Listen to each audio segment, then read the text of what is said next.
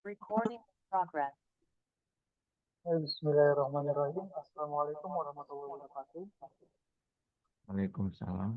Nama saya Andri Payana 1012480 dengan judul website penghitung pajak penghasilan berbasis fungsi bagian dan algoritma pemrograman. Nah, inilah judul dari inovasi yang saya ajukan. Nah, kira-kira kenapa sih saya mengajukan judul ini?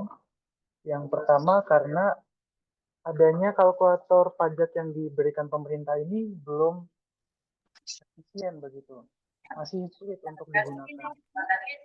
Ada kode-kode yang kurang jelas di sini. Lalu diberi panduan, tapi panduannya 115 halaman. Jadi masih ada beberapa indeks-indeks yang harus kita hitung sendiri. Setelah itu ada yang paling penting lagi, yaitu status dari perkawinan dan jumlah tanggungan yang belum ada pada website di pemerintah ini. Dan yang terakhir di sini diberikan kode keamanan. Namun fungsinya kurang efisien jika diberikan pada website ini karena tidak menyangkut data-data yang penting. Karena ini hanyalah sebuah simulasi dari berapa pajak yang akan dihasilkan. Seperti itu. Nah, tujuannya meningkatkan literasi keuangan bagi masyarakat sehingga masyarakat dapat dengan mudah memahami bagaimana perhitungan pajak, tidak dibuat tersulit seperti ini. Lalu dia membuat alat penghitung pajak yang lebih mudah dan memberikan kemudahan mempersiapkan keadaan finansial. Nah, nantinya ketika masyarakat ingin membayar pajak, mereka sudah dapat memperkirakan kira-kira berapa pajak yang perlu dibayarkan. Nah, prinsip sains apa yang saya gunakan di sini? Yang pertama adalah algoritma pemrograman. Di sini algoritma pemrograman adalah prosedur komputasi yang terdefinisi dengan baik. Ya, ini adalah urutan langkah logis untuk menyelesaikan masalah menggunakan komputer gitu. Fungsinya menentukan bagaimana data diproses dari awal sampai akhirnya. Nah, di sini dalam algoritma pemrogramannya nanti kita akan menghitung pajak terutang.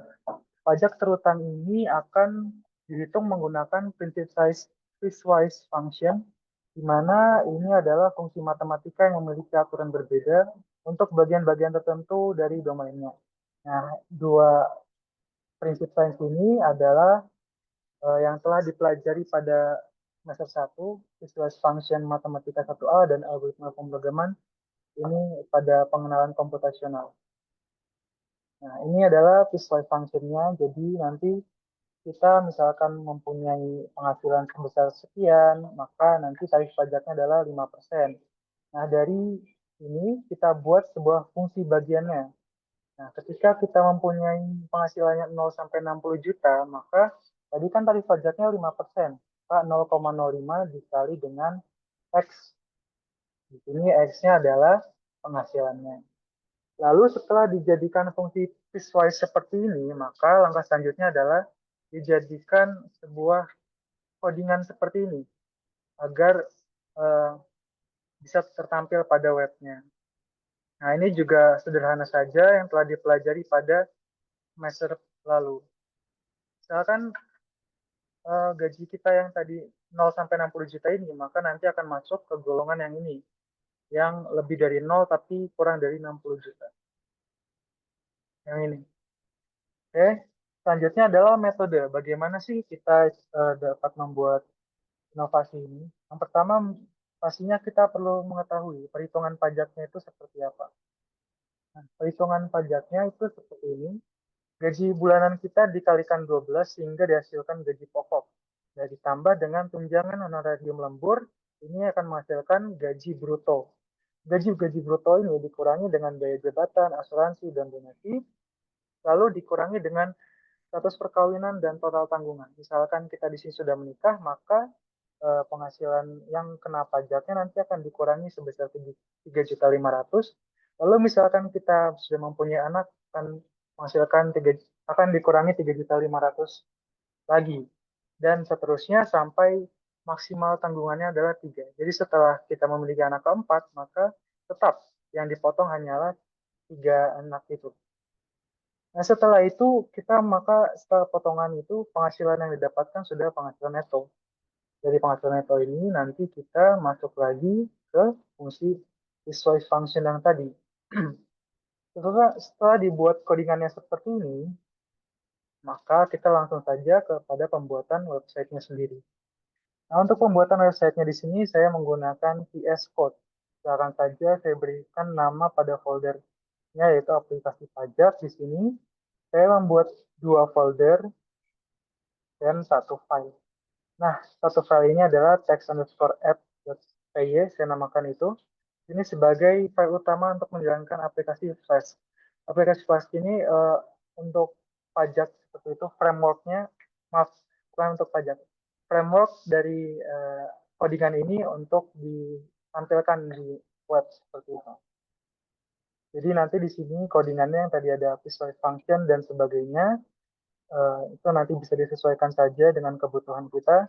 Lalu saya buat folder template.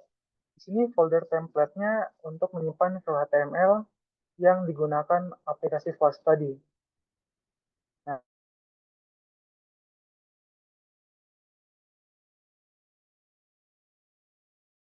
halaman pertama yaitu sebagai input data. Nah, nanti data-data seperti penghasilan, lalu pendapatan tambahan, dan juga status perkawinan dan lain-lain diinput pada halaman pertama ini, index.html. Lalu setelah itu kita akan calculate. Oh, kita akan calculate di halaman kedua sehingga ditemukan result.html. Ini adalah halaman hasil perhitungan pajaknya. Nah, mungkin sampai sini saja websitenya sudah dapat dibuat. Namun kurang menarik karena displaynya, tampilannya itu hanya berlatar belakang putih dan kotak-kotak saja sebagai kotak untuk menginput data. Dan font stylenya juga itu sangat sederhana. Maka dari itu saya membuat file static di sini, yaitu file yang tidak dapat bergerak ketika websitenya berjalan. Yaitu adalah seperti latar belakang dan juga file CSS ini yang untuk memperindah eh, tampilan websitenya. Jadi nanti kita bisa warnakan, bisa ada tombolnya, kita bisa atur besarnya seperti apa dan lain-lain. Nah, itulah cara untuk pembuatan websitenya. Maka ketika kita sudah membuat website, ini adalah outputnya. Ya mungkin halaman pertama yang tadi dan yang ini adalah hasil perhitungannya. Ketika liburan kemarin, liburan Idul Fitri, saya mungkin sudah membuat gitu ya. Apakah ini terlihat? Oke. Nah, ini belum saya jalankan. Di sini saya jalankan terlebih dahulu. Ini kamu buat sendiri. Eh, saya pakai belajar dikit-dikit, Pak, lalu minta bantuan ChatGPT. Tapi saya ini, Pak, untuk kodenya saya ingin sendiri, yang visualize function-nya. Kamu belajar sama orang pajak ya. Wah, nah, ketika saya jalankan, maka di sini debugger is active. Jika aktif, maka nanti di sininya kan, nah, seperti ini. Bahkan gaji pokok kita 10 juta per 10 juta. Ya. Lalu tunjangannya misalkan 1 juta, tunjangan tidak tetap 1 juta, honorarium 12 juta, lembur kan 5 juta, penghasilan lainnya 10 juta, biaya jabatannya 200.000. Ini kita ambil langkah random saja secara cepat. Lalu, nah ini tadi bagian yang belum ada pada website yang dibuat oleh pemerintah dan ini sudah sangat simpel begitu. Jadi untuk masyarakat awam dapat dengan mudah mengerti apa saja yang kita uh, input begitu. Ini statusnya misalkan menikah. Ya, kita menikah, maka kita misalkan punya anak dua gitu, maka kita hitung. Nah, nanti, oh ternyata penghasilan neto saya setelah potongan 163.550 per tahunnya. Setelah pajak yang harus saya bayar sebesar 8.407.500. Ini mungkin output yang diharapkan, jadi belum jauh dari kata sempurna. Begitu. Nah, mungkin nanti bisa di apa sesuaikan lagi codingannya sehingga pajak yang dihasilkan, pajak yang dihitung tidak hanya pajak penghasilan, tapi juga pajak-pajak yang lain, pajak THR mungkin. Ya, mungkin itu saja yang dapat saya sampaikan dari inovasi saya. Apakah ada pertanyaan sampai sini? Ya, jika ada pertanyaan silakan raise hand dan sebutkan kelompoknya.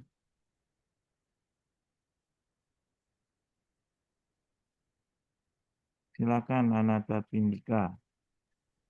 Baik, perkenalkan nama Anata Tindika 1124047 dari kelompok 1. Mau bertanya, kira-kira kode yang digunakan ini mainly algoritmanya percabangan if gitu atau kayak ada object oriented gitu ya yang pakai kelas dan lain-lain? Ya, mungkin saya perlihatkan saja di sini. Ini jadi codingan utamanya tadi ini visualize function-nya. Jadi ini gak ada percabangan ya. Kayak masih yang biasa kita pelajari aja. Ini masih pakai fungsi, lalu dihasilkan seperti ini. Masih kondisional gitu. Apakah menjawab? Oke, jadi ternyata nggak terlalu repot ya itunya, Iya. algoritmanya. Karena di sini saya menggunakan eh, mata kuliah yang telah saya pelajari begitu.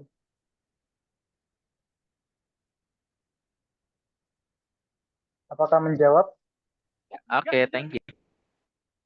Terima kasih kembali. Ya, Andre,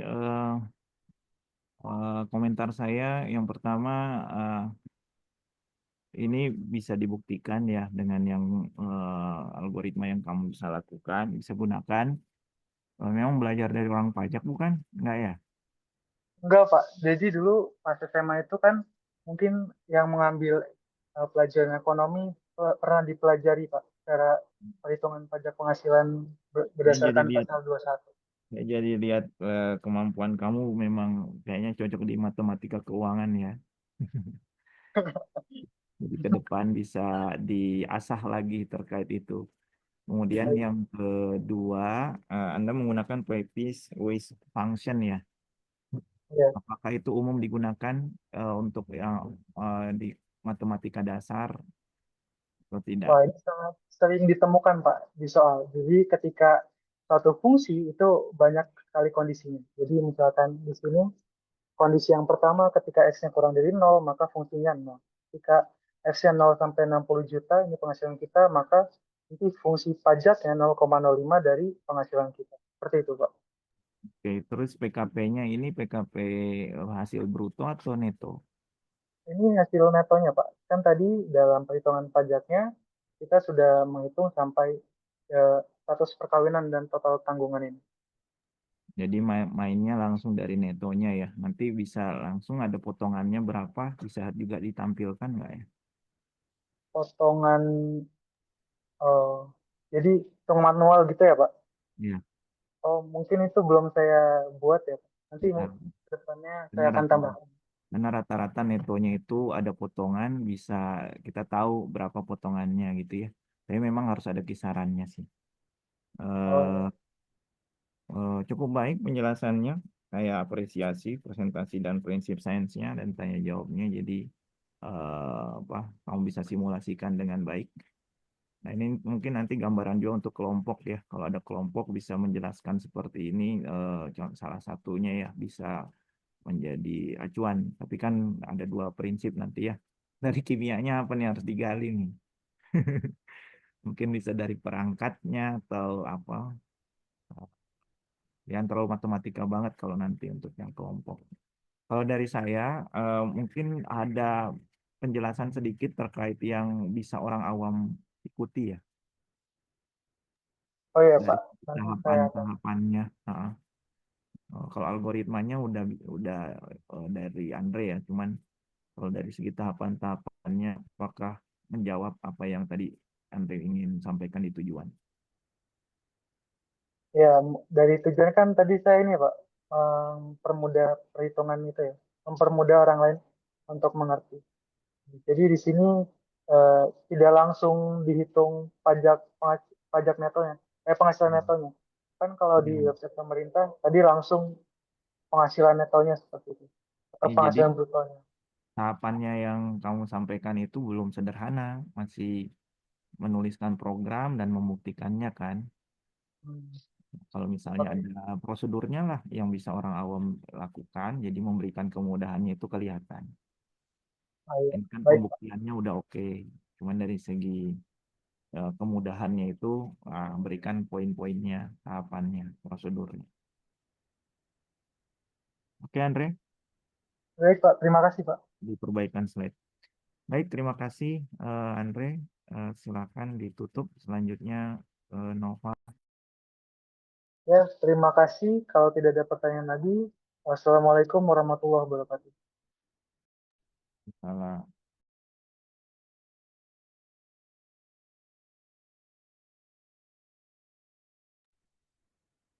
Nova Izin bisa saya ya Pak.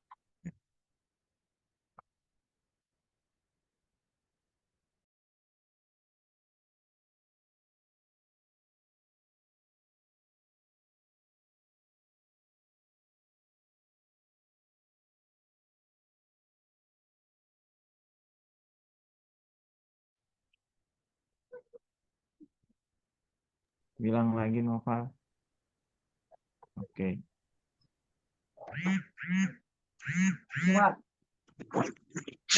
Aziz ada?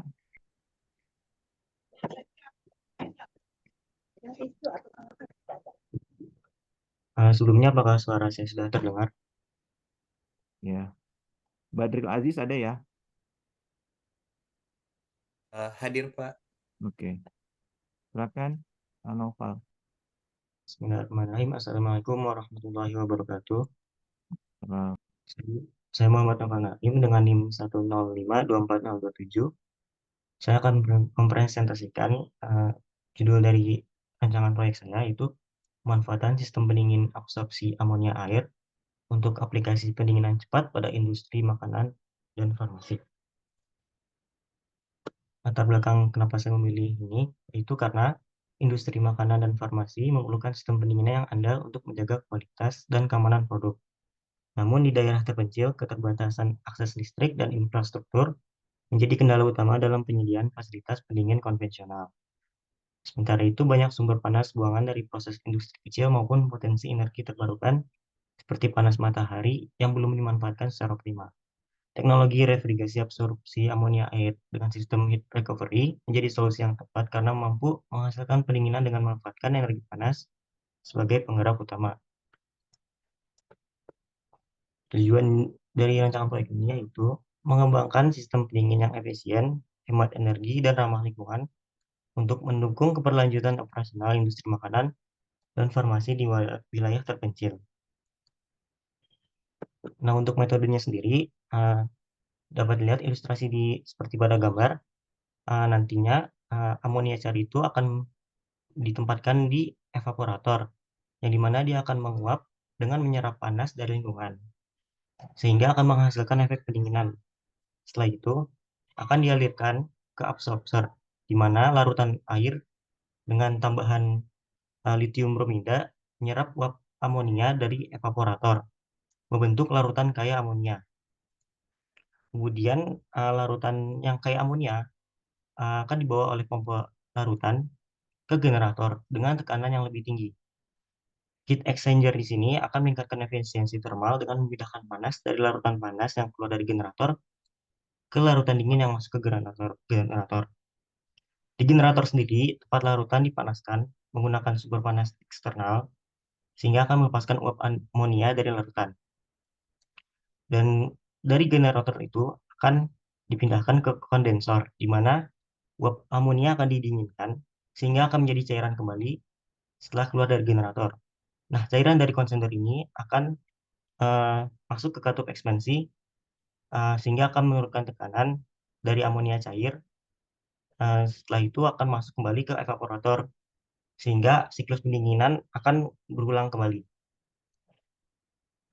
Prinsip sains yang akan digunakan di sini yaitu prinsip kesetimbangan asam basa, di mana amonia adalah basa lemah yang ketika larut dalam air akan berinteraksi dengan molekul air dan bereaksi untuk membentuk ion amonium dengan ion hidroksida. Reaksi kesetimbangan ini merupakan inti dari proses absorpsi dalam sistem pendingin yang dapat dituliskan sebagai reaksi di bawah, yaitu NH3 gas tambah H2O liquid dengan reaksi bolak-balik amonia, larutan amonia jadi OH-. Selanjutnya, ketika larutan kayak amonia hasil reaksi di absorber dipompa ke generator, larutan tersebut dipanaskan dengan sumber panas eksternal. Peningkatan suhu ini menyebabkan kesetimbangan bereaksi menggeser ke arah penguapan, yaitu melepaskan kembali NH3 dalam bentuk uap. Hal ini dijelaskan oleh prinsip Le Chatelier, yang dimana larutan amonia akan berubah menjadi gas akibat pemanasan. Nah, keunggulan dari proyek ini, dari proyek-proyek yang lainnya itu adanya sistem recovery panas.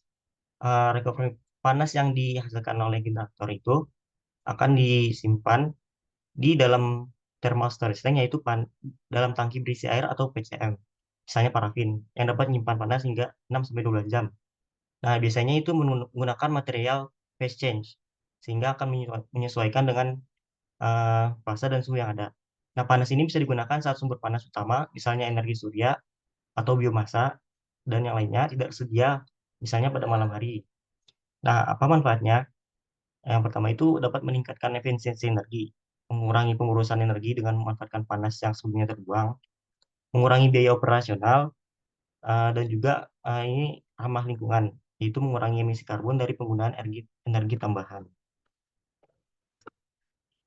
Output yang diharapkan sendiri yaitu agar terciptanya teknologi pendinginan yang sederhana, mandiri, dan efisien untuk wilayah terpencil yang sulit dijangkau listrik atau infrastruktur modern. Sistem ini ditargetkan mampu menyediakan suhu rendah yang dibutuhkan untuk pengawetan makanan, vaksin, atau obat-obatan dengan memanfaatkan sumber panas lokal seperti panas buangan dari proses industri kecil, biomasa, atau bahkan pemanas tenaga surya. Dengan begitu, sistem ini tidak memerlukan energi listrik besar, melainkan memanfaatkan energi panas yang tersedia untuk menjalankan siklus absorpsi. Selain mendukung ketahanan pangan dan kesehatan daerah terpencil, proyek ini juga memberikan solusi berkelanjutan melalui efisiensi energi dan pemanfaatan limbah panas, sehingga bisa menekan biaya operasional serta mengurangi dampak lingkungan. Mungkin sekian dari presentasi saya. Apakah ingin ada yang tanyakan? Ada yang nanya?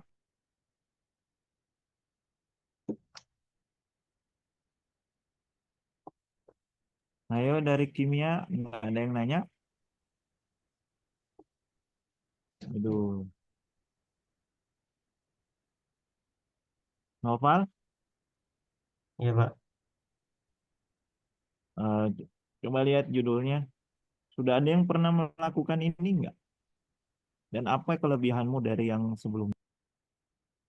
Sudah ada, Pak. Nah, kelebihan saya itu dimanfaatkannya sistem heat recovery di bagian konsenter dan generator. Sehingga panas yang masih tersisa itu bisa digunakan untuk aplikasi lainnya, seperti mensterilkan alat-alat industri atau farmasi, atau disimpan untuk keperluan lainnya. Tunggu, lihat sebelumnya. Saya sudah pernah bilang ya ke yang lain juga bahwa kalau kalian presentasinya mau dirubah sebelum ditampilkan karena ada masukan dari dari Pak Yudi sebelum presenter belum sebelumnya itu nggak apa-apa. Ini bisa kan kamu buat dengan gambar atau flowchart gitu ya mungkin lebih bagus daripada terlalu banyak kata-kata ya. Kalau tadi yang kamu bilang bahwa ini kan mau buat pendinginan cepat ya pada industri makanan dan farmasi. Halo, Ya, ya, Pak. sistem ya kan pendinginan cepat pada industri makanan dan farmasi. Nah, industri makanan dan farmasi kan rata-rata menggunakan pendingin freezer kan ya. Ya,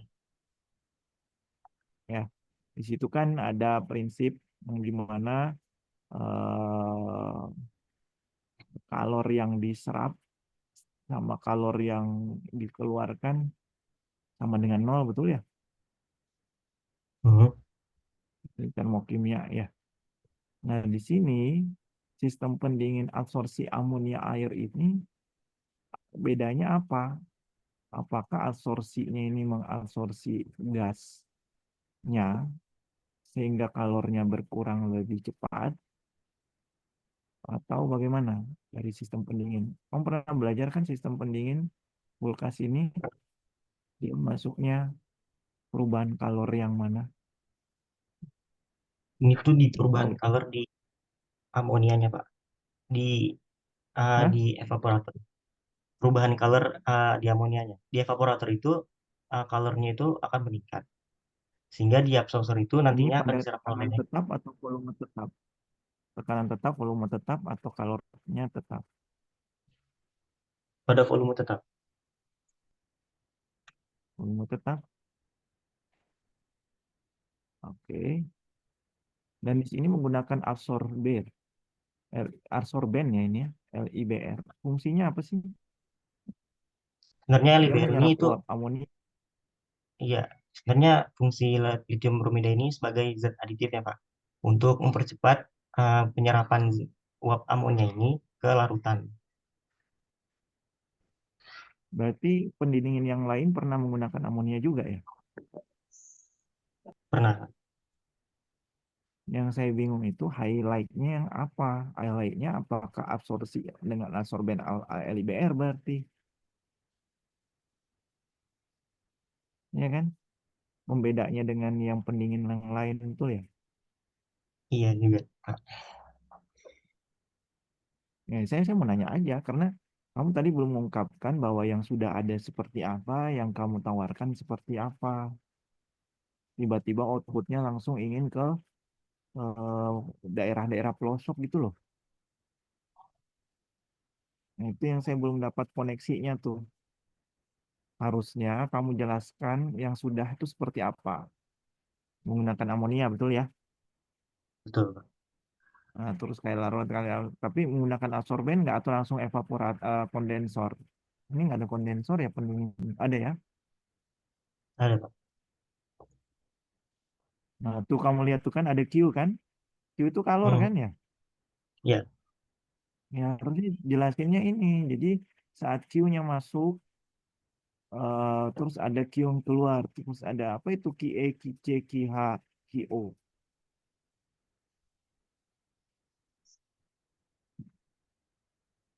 Saya jelasin nggak nanti ya? Ditambahin di perbaikan slide-nya. baik, Pak. Halo? Ya, Pak.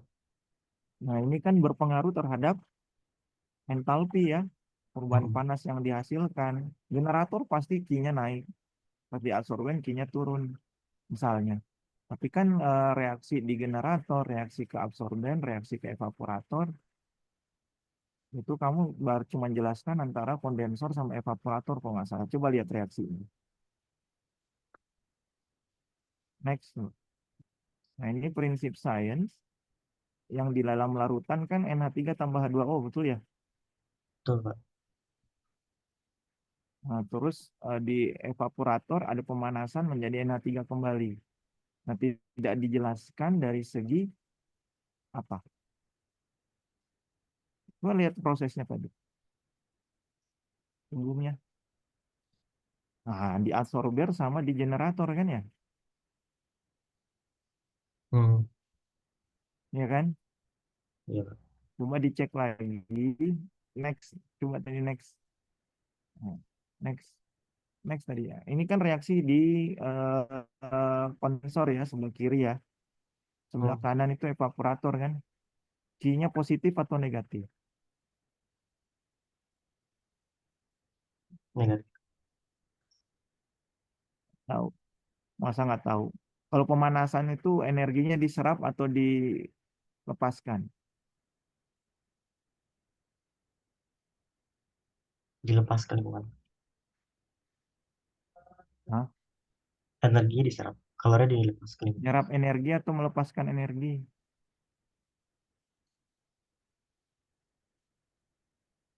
Melepas.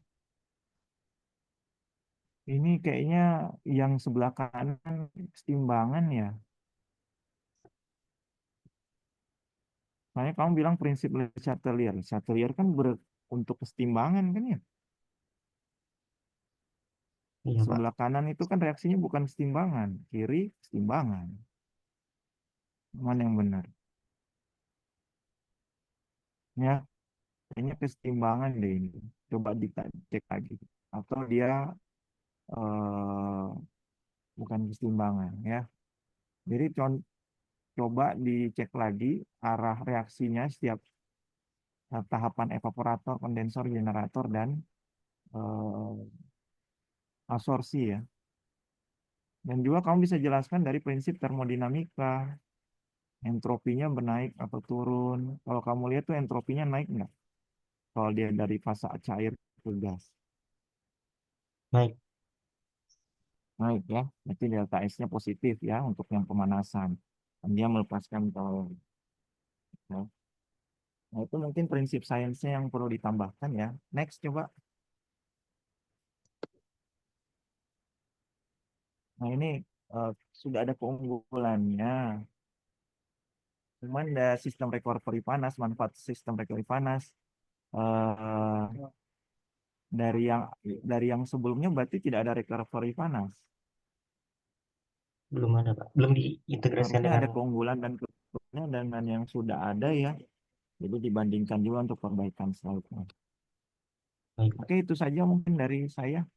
Outputnya juga tolong dibuat poin-poin ya, jangan satu kata ini gitu. Jadi poin-poin eh, untuk apa yang lebih spesifik lah ya, bukan ini untuk yang lokal, untuk yang modern enggak.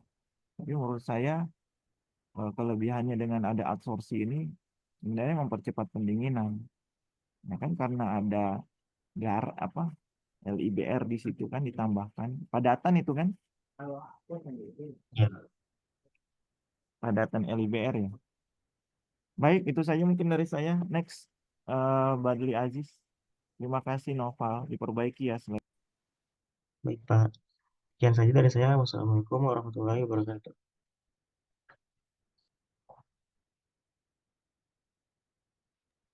Izin share screen, Pak.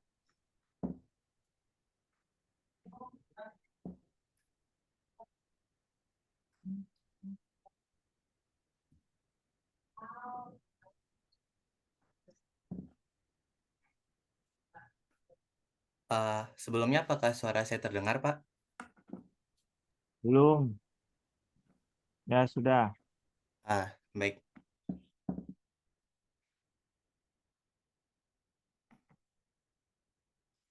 Baik, bismillahirrahmanirrahim. Assalamualaikum warahmatullahi wabarakatuh.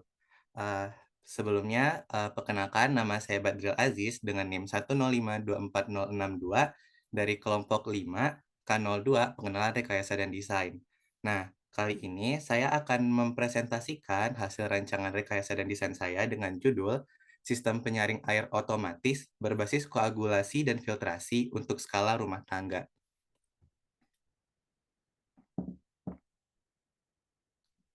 Nah, latar belakang masalah air sangat penting dalam keberlangsungan hidup manusia. Bahkan sebelum saya pun sudah ada 2 orang yang mempresentasikan betapa pentingnya air bagi kehidupan kita. Ada yang tentang desalinasi air laut dan daun kelor sebagai koagulan. Nah, masalah air bersih sendiri merupakan masalah yang sangat banyak terjadi di Indonesia, termasuk di daerah saya sendiri. Banyak sumber air, terutama air sumur, memiliki kualitas yang tidak layak pakai akibat kotoran, logam berat, dan partikel tersuspensi. Nah, ini salah satu contoh uh, air yang tidak layak pakai yang berada di kondisi lingkungan saya. Ini saya ambil dari masjid, sumber air dari masjid depan rumah saya. Nah, sumber air itu masih menggunakan air tanah yang berasal dari sumur. Kondisi airnya dapat kita lihat berwarna coklat kehitaman. Lalu untuk penjernihan airnya masih menggunakan penyaring sederhana berupa pasir dan batu. Nah, bahkan di tempat tinggal saya saat ini pun, di Perumahan Puri Indah Jatinangor, mayoritas masyarakatnya masih menggunakan air sumur sebagai sumber air utamanya karena belum adanya ketersediaan air dari PDAM. Jadi kali ini saya akan menjelaskan terkait water purification system atau sistem penjernihan air. Nah, seperti yang kita pelajari sebelumnya, kan campuran itu jenisnya ada 3. Ada larutan, koloid, dan suspensi. larutan itu yang partikelnya homogen, biasanya ukuran partikelnya tuh lebih kecil dari 1 nanometer. Terus ada koloid yang ukuran partikelnya itu 1 sampai 100 nanometer. Lalu ada suspensi yang ukurannya tuh lebih dari 1 mikrometer. Nah, untuk air sendiri tuh, kan biasanya kita kalau ngejernihin air tuh pakai filtrat, pakai difiltrasi. Nah, tapi untuk koloid dan larutan sendiri nggak bisa dijernihin langsung dengan cara sedimentasi dan filtrasi. Harus mengikuti tahap-tahap berikut. Nah, jadi tahapnya kalau boleh saya jelasin, nah yang pertama itu ini ada sumber air. Sumber air itu bakal masuk ke tahap pertama yang namanya koagulasi. Koagulasi itu adalah penambahan koagulan pada air agar zat pengotor di dalamnya itu uh, ter ter apa sih saya dapat si zat pengotor di dalam air itu tuh dapat bereaksi dengan koagulan menjadi terdestabilkan oleh koagulan sehingga nanti diharapkan dapat membentuk polimer atau vlog yang besar-besar sehingga nanti dapat diendapkan. Nah, koagulasi sendiri biasanya itu menggunakan high speed mixer untuk ngaduk koagulannya sama larutannya agar tercampur baik dengan zat pengotor. Setelah dari koagulasi, lanjut ke flokulasi. Flokulasi ini menggunakan low speed mixer, jadi dia bakal diaduk dengan lambat agar nanti si koagulan sama zat pengotor itu akan membentuk polimer-polimer besar berupa vlog yang nantinya bisa diendapkan. Dari flokulasi lanjut ke sedimentasi. Di sedimentasi ini vlog-vlog yang besar tadi itu udah bisa mengendap karena terpengaruh gravitasi yang akhirnya dia ngendap. Nah, setelah air yang zat pengotornya sudah banyak diendapkan, baru bisa difiltrasi. Nah, nanti di filtrasi ini dapatlah kita air yang layak pakai yang bisa didistribusikan ke rumah-rumah lainnya. Nah, jadi kan kalau dari tahap ini, rangkaian tahap ini tuh perlu beberapa wadah agar tahap ini tuh dapat berlangsung. Jadi inovasi saya kali ini, saya tuh ngerancang alat penjernih air. Gimana caranya kalau misalnya kita jadiin beberapa wadah ini jadi wadah yang seminimal mungkin. Nah, dalam untuk skala rumah tangga. Jadi kira-kira gini untuk rancangan wadah tempat berlangsungnya filtrasi air. Yang pertama tuh ada tangki untuk tempat berlangsungnya koagulasi, flokulasi, dan sedimentasi. Yang kedua tangki untuk filtrasi. Nah, di tangki pertama ada tangki koagulasi. Tangki koagulasi ini tuh tempat koagulasinya berlangsung. Nanti air bakal masuk dari atas tangki. Lalu di sini juga ada high speed mixer untuk ngaduk koagulannya sama airnya. Nah, untuk pemberian koagulan sendiri itu dirancang otomatis, jadi dia dapat meneteskan koagulan sebanyak dan berdasarkan waktu yang telah kita atur. Untuk opsi pemberiannya, saya telah ngerancang ada 2 opsi. Yang pertama pakai dosing pump, itu dia lebih akurat dan modern, cuman ya agak mahal. Terus ada katup selenoid yang lebih simpel dan murah. Untuk keagulannya sendiri itu nanti bisa disesuaikan sama kondisi air sebelumnya. Jadi untuk alat ini tuh kita cek dulu airnya, gimana airnya. Nah, untuk jenis koagulannya kita bisa pakai aluminium sulfat, tergantung airnya kalau airnya keruh tinggi, atau PAC kalau airnya keruh sedang. Bisa pakai FeCl3 kalau pH airnya rendah, Fe2SO4 3 kali airnya untuk air yang banyak bahan organik, pakai kalsium hidroksida untuk air yang mengandung fosfat, atau bahkan bisa pakai koagulan-koagulan lain kayak koagulan yang dari daun kelor kemarin. Nah, setelah dari zona koagulasi, masuk ke zona flokulasi. Nah, di sini itu kan flokulasi itu kan kita ngasih waktu agar si koagulan tadi dan zat pengotor dapat ngebentuk vlog. Jadi saya tuh kepikiran gimana kalau misalnya daripada masuk ke tangki berikutnya, kita bikin aja dari si koagulasi menuju sedimentasi itu ada jalur air yang bentuknya kayak spiral flow gitu, kayak pelosotan yang muter-muter. Itu nanti juga bisa disesuaikan berapa panjang putarannya, berapa panjang jalurnya. Nah, sehingga di situ ngemungkinin agar kebentuk vlog. Nah, terus zona sedimentasi. Nanti si vlog tadi dari seluncuran-seluncurnya dari spiral flow tadi itu sampai ke zona sedimentasi di paling bawah. Nah, di sini tempat vlog mengendap di dasar tangki.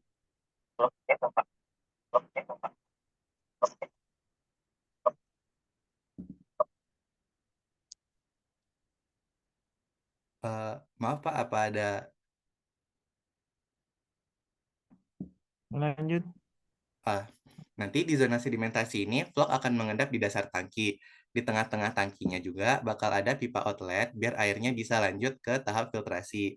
Nah, karena alat ini dirancang otomatis, jadi di bawah ini, di bagian bawah tangki itu, bakal dipasang sensor endapan. Sensor endapan ini gunanya untuk ngedeteksi udah berapa banyak endapan yang ada di bawah tangki. Kalau misalnya udah terasa penuh atau udah keruh, lumpurnya udah banyak, eh, nanti di sini bakal muncul sekat otomatis yang ngemisahin lumpur-lumpur itu bakal ada di bawah sekat dan air yang bakal lanjut ke filtrasi itu di atas sekat. Nah, nanti bakal muncul sekat, lalu katup pembuangan otomatis di bawah si tangki ini tuh bakal kebuka, terus muncul nozzle air bertekanan rendah aja untuk ngebersihin si lumpur-lumpur itu. Sehingga vlog-vlog tadi, kotoran tadi, lumpur-lumpur tadi tuh bisa bersih otomatis. Terus nanti lumpurnya itu bakal ditampung juga, nanti bisa diberdayakan berikutnya. Nah, tangki filtrasi. Habis dari tangki pertama, lanjut ke tangki filtrasi. Di sini saya ngerancang tangki filtrasinya itu terdiri dari 4 filtrat. Yang pertama, pakai ijuk atau spons sebagai pre-filter untuk nyaring partikel besar. Terus ada karbon aktif untuk nyerap bau, warna, dan zat organik. Terus ada zeolit untuk menurunin kadar amonianya sama ion logam kayak besi dan mangan. Terus ada pasir silika untuk penyaringan fisik akhir. Terus kalau mau pun nanti kita bisa tambahin sinar UV dan klorinasi sebagai sterilisasi bakteri dan mikroba. Nah, jadi alat ini pun dirancang secara otomatis karena apa sih namanya?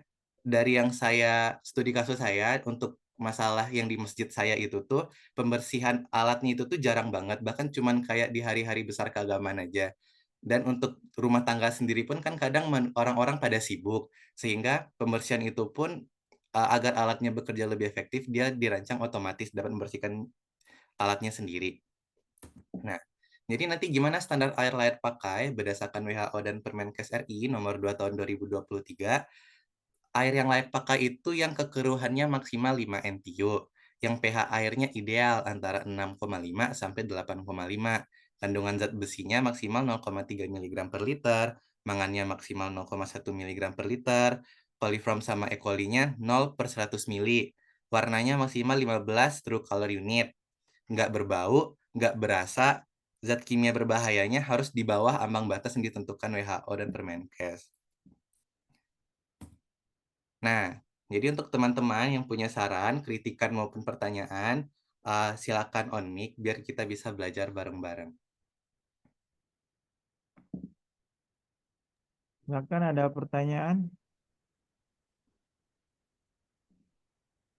Nggak ada.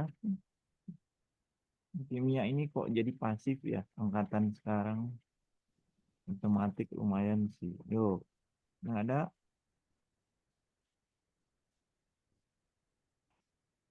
Oke, kalau dari saya ada 3 ya. Mudah-mudahan bisa dijawab. Yang pertama, kelebihanmu dari yang ini kan kamu sudah mau melakukan proses penyaringan air tuh ya, dengan cukup baik, koagulasi, flokulasi, sedimentasi.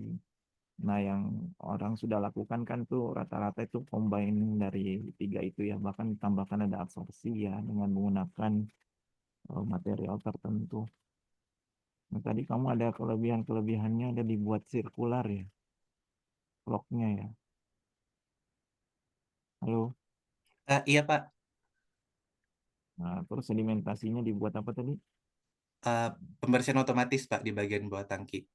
Pembersihan tong. Nah, itu bisa dijelaskan nggak 2 itu? Oh, baik Pak.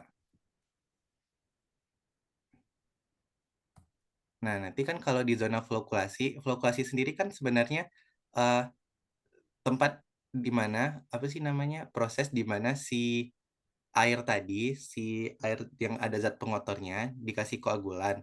Kan nanti flokulasi ini tuh waktu dikasih koagulan sendiri nanti zat pengotornya kan bakal ngebentuk mikroflok. Nah, mikroflok itu bakal nyatu lama-lama menjadi flok yang besar atau ngebentuk polimer. Nah, jadi di sini tuh bentar. Nah, jadi di sini tuh daripada kita pakai wadah satu lagi untuk tempat dia ngebentuk vlog, gimana kalau misalnya, saya tuh mikir gimana kalau misalnya kita bikin aja airnya tuh jalurnya melingkar-lingkar kayak seluncuran spiral flow gitu. Biar si zat pengotor tadi dan si koagulan sendiri itu bisa punya waktu untuk ngebentuk vlog, sehingga nanti kita nggak perlu wadah lagi. Dan di sana kan kita juga perlu, kalau di flockulasi sendiri sebenarnya kita perlu low speed mixer. Nah, daripada kita pakai mixer lagi, gimana kalau kita bikin aja jalurnya melingkar-lingkar, sehingga nanti di situ vlognya bakal kebentuk di jalur ini. Terus untuk sedimentasi sendiri, nanti kan kalau vlognya udah kebentuk, dia bakal mengendap di bagian bawah si tangki. Nah, pipa, nah nanti itu di bagian bawah tangki itu kita desain secara otomatis, jadi dia bisa ngebersihin sendiri. Nanti di bagian bawah tangki bagian sini itu bakal ada si sensor endapannya, sensor otomatisnya untuk ngedeteksi apakah udah keruh kah, udah banyak kah si endapannya. Kalau misalnya endapannya udah banyak, nanti bakal muncul sekat otomatis. Saya kebayangnya sih gitu. Bakal muncul sekat otomatis di sini untuk ngemisahin si endapan tadi sama air yang di atasnya. Jadi nanti bakal, kalau misalnya endapannya udah banyak, muncul sekat, lalu nanti katup pembuangan di bawah tangki bakal kebuka otomatis juga waktu sekatnya ketutup. Nah, nanti waktu si apa namanya, katup pembuangan otomatisnya kebuka, akan muncul nozzle air. Nozzle air ini untuk ngebersihin si itunya, si endapannya, si lumpur-lumpurnya tadi, sehingga endapannya tuh bersih turun ke bawah. Nah, nanti Itu kalau udah yang bersih, dijelaskan. nanti si katup pembuangannya ketutup lagi, sekatnya kebuka lagi, terus nanti endapannya tuh bakal turun lagi ke bawah banget gitu. Nanti kalau udah penuh lagi, kalau sensornya udah mikir, oh ini udah penuh, buka tutup lagi sekatnya, buka lagi katup pembuangannya gitu terus sampai pemeriksaan berkala alat ini. Mungkin begitu Pak kira-kira untuk zona sedimentasi sama flockulasinya. Kemudian prinsip sainsnya itu lebih ke mana nanti? Maaf Pak, Prinsip sainsnya. di sini tuh sebenarnya kayaknya kesalahan utama saya terlalu fokus dengan desain alat. Jadi karena mata kuliah ini namanya penarekayasa dan desain, saya pikir saya harus mendesain alat di awal. Jadi tugas saya itu saya bikin untuk ngedesain alat. Saya kepikiran air karena memang di lingkungan saya itu sangat sangat sangat apa sih namanya, sangat nggak krisis air juga sih, cuman ketersediaan air bersihnya tuh kurang, terutama bahkan di tempat tinggal saya saat ini saya langsung mikir tentang air. Jadi di sini tuh dari sistem sistem penjernihan air, water purification system ini kan ini cukup panjang, dan kalau misalnya kita lihat di sini di belakangnya Tambahkan ya ini itu tuh prinsip kalau ya sainsnya. ini tuh kan water purification system tuh biasanya dibuat skala besar, skala makro untuk dari sumber air yang banyak terus bisa dibersihkan secara maksimal dan didistribusikan ke tempat-tempat lainnya. Saya mikirnya itu saya mau bikin alat ini tuh bisa untuk satu sumur. Jadi eh, lebih apa sih namanya? Lebih lebih bisa dijual belikan untuk rumah-rumah tangga gitu, Pak. Ya, maksudnya ya kita kan orang sains ya, jadi fokusnya bukan mendesain lebih besar banyak, tapi menyelesaikan satu dengan pembuktian parameter sains. Ya, tolong ditambahkan nanti prinsip sainsnya. Ya, satu parameter juga nggak masalah. Plus apa pembuktiannya kalau ada. Baik, itu saja mungkin dari saya. Terima kasih, Mbak Aziz. Baik, eh, karena sesi tanya jawabnya sudah selesai, saya mau akhirin mungkin dengan sedikit kalimat yang mungkin saya pikir bagus. Air bukan hanya sumber kehidupan, tapi juga cermin peradaban. Di mana air mengalir, di sanalah harapan akan tumbuh. Terus special thanks juga buat uh, Bapak Muhammad Yudhistira Aziz sebagai dosen pengampu. Lalu teman saya, Galang Prasetya Yuda. Beliau ini yang telah mengubah desain di kepala saya menjadi gambar. Jadi gambar yang tadi itu digambar oleh teman saya ini. Terus untuk partisipasi teman-teman dari Kanal 2 kelas ini. Mungkin sekian yang dapat saya sampaikan. Wassalamualaikum warahmatullahi Oke, wabarakatuh. Waalaikumsalam. Nanti tolong diperbaiki ya spek ininya ya. Baik, Seharusnya Pak. semuanya sama ya yang dipresentasikan. Jangan cuman terlalu fokus ke desain, terlalu fokus tapi ke metode, tapi ke ininya prinsip sainsnya juga kena. Itulah kelebihan kita dibandingkan orang teknik ya, yang bisa menjelaskan sampai bisa membuktikannya. Baik, itu saja. Jangan lupa menuliskan, membuat resumenya untuk hari ini dan besok, hari Kamis ya, minggu ini. Terima kasih, sampai ketemu hari Kamis. Assalamualaikum warahmatullahi wabarakatuh. Jangan lupa absen.